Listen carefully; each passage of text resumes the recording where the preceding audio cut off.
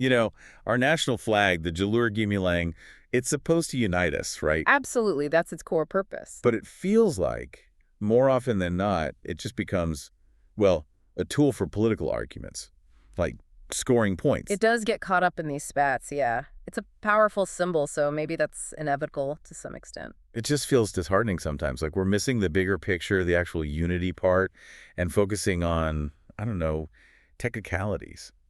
What do you think? Does seeing this make you feel more or less connected to that shared Malaysian identity? That's a really good question. It probably makes people feel quite conflicted. Okay, so let's get into what happened recently. It kicked off with Terengganu UMNO Youth, didn't it? That's right. They put out this solidarity poster, but the flag on it, it had 12 stripes. Instead of the official 14. A Uh, pretty noticeable error. a very noticeable one. Their leader, Tengku Hafiz, he did apologize quite quickly, to be fair, said it was a mistake. Okay, an apology was made. Hmm. But then the Malaysian Chinese Association youth stepped in. Yes, spurred on by their chief. They didn't just comment, they actually reported the Terengganu UMNO youth incident to the police. Right, took it straight to the authorities. And this is where, for me, it gets really interesting. MNO Youth's own chief, Datuk Akmal, What did he do? he publicly thanked the Malaysian Chinese Association youth for making the police report. He even said, the police should take strict action. Thanked them. Okay. That sounds a bit unusual. Exactly. Yeah. Because right after thanking them, he completely changed direction. How so? What did he say then? He basically turned it back on them. He asked why they hadn't reported that earlier incident, the one in Penang. The hardware store incident with the inverted flag. That's the one. He brought up the uncle, waving the inverted flag. Akmal essentially dared them, saying something like, you better report that one too, otherwise people might think they're biased. Wow. So was that genuine praise at first or more like setting them up for a challenge? It sounds quite calculated. It definitely feels like a political move, doesn't it? You're- Questioning their consistency, implying bias. It puts the Malaysian Chinese Association youth in a tricky spot. So how did they respond to that? Well, the Malacca MCA youth leader, Zhang Tianlin, came out pretty quickly and stated they would not be reporting the hardware store incident. Right. They pushed back. Okay, so they didn't take the bait, so to speak. Seems like it. But then the plot twists again with a new alliance forming. Oh. Who got involved now? Malaysian United Indigenous Party Youth, or Bersatu Youth.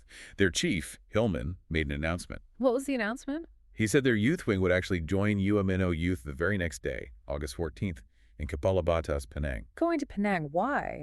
Their stated reason was to check if the Democratic Action Party had hung the giant flag correctly at that same hardware store from the earlier incident. So UMNO youth and Bersatu youth teaming up to inspect a flag hung by DIP. Exactly.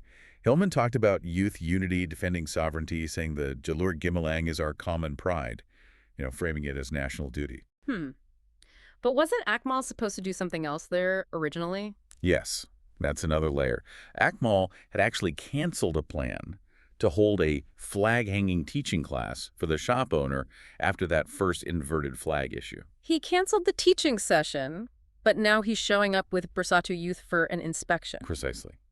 It feels less like education about flag etiquette now and much more like a coordinated political statement, wouldn't you say?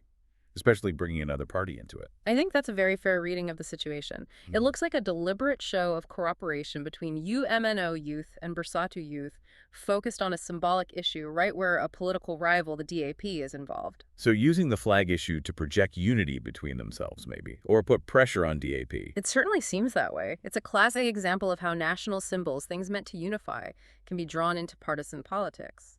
The focus shifts from the symbol itself to the political maneuvering around it. So you end up with all this. Flags with the wrong stripes, flags hung upside down, parties reporting each other, parties joining forces to inspect flags. It becomes a complex web of actions and reactions. It just makes you wonder, in this whole political chess game, using our flag as the board, who actually benefits in the end? And more importantly, what does it do to the real spirit of Malaysia, the unity the flag is supposed to represent? That's the crucial question, isn't it? What's the long-term impact on national cohesion when the symbols are used like this? Something for all of us to think about. Remember to like and subscribe for more videos like this.